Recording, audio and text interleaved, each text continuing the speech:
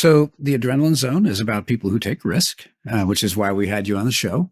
So let's get into the risks associated with operating merchant ships at sea. And what really caught my eye initially was that you have some experience with piracy. So talk to us about your experiences there. My first experience with piracy, I can only look back on it and understand now that they were pirates. I was on, again, the University of Texas research vessel working out of Key West. We weren't really very far. We were outside of the territorial limit of Cuba, but we weren't that far off. We got a distress call from a vessel, said that they had a fire, they were sinking, they needed our help right away. And we were kind of out in the middle of nowhere.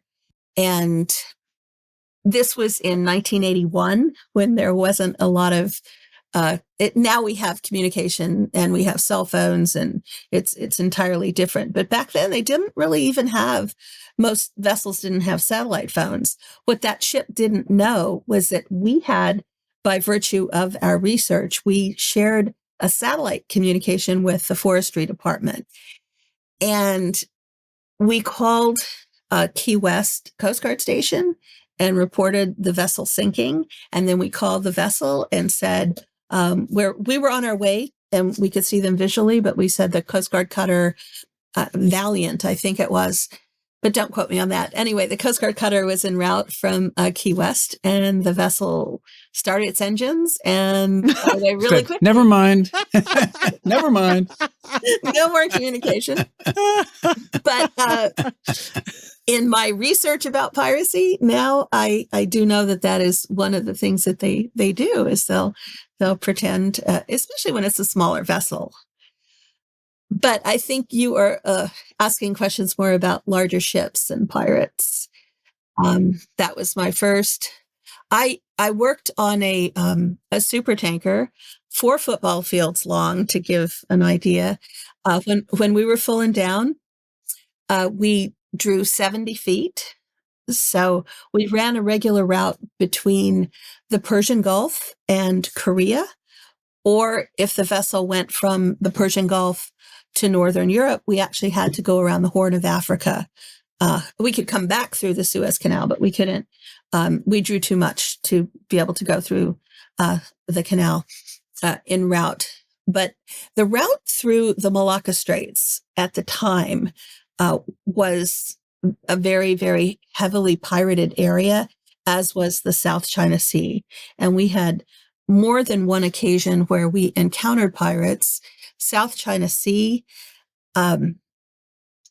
one very clever way that the pirates tried to come aboard is there were 2 vessels working in tandem, and they had a very long line that they stretched out. They figured our track line, and then we ended up, if you can imagine the line going across, and they go through it, and now we're towing them. And yeah, fortunately, we saw what they were doing, and we were able to keep them from coming on board.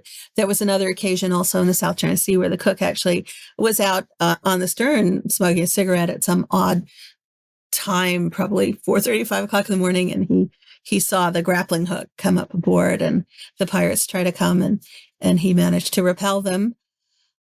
But we were full and down, and we were in the South China Sea, and we were near Raffles Light, which is Singapore Straits.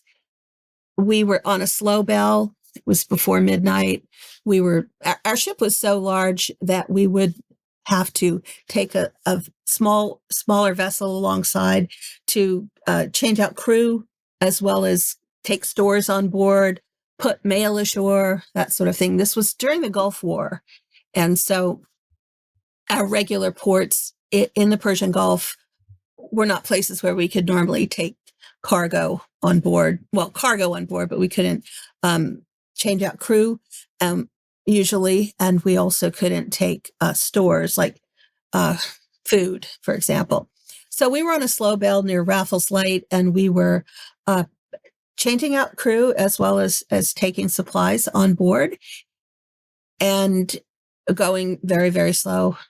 I was up at the manifold, which is about amidships where the cranes are and where we take the cargo on board.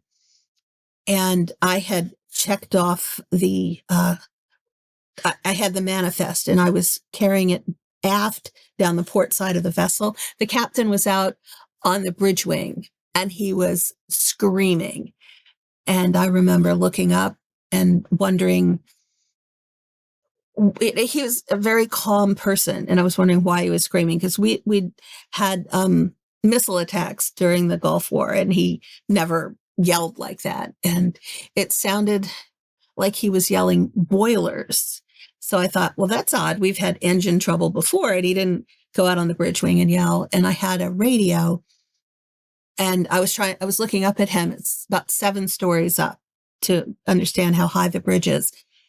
And I was trying to talk to him with the radio and somebody jumped from behind a vent and he had a large pipe and he started hitting me with this pipe.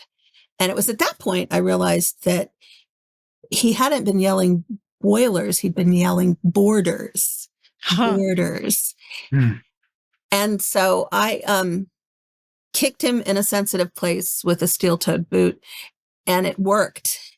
And I ran forward to the crew yelling borders and then realized they weren't understanding me either. And so I yelled pirates and we manned the fire hoses and managed to get them to go back over the side. The reason the captain had been yelling is because there were some pirates up on the bridge and they had a machete and they were going after him with a machete. So, oh my gosh.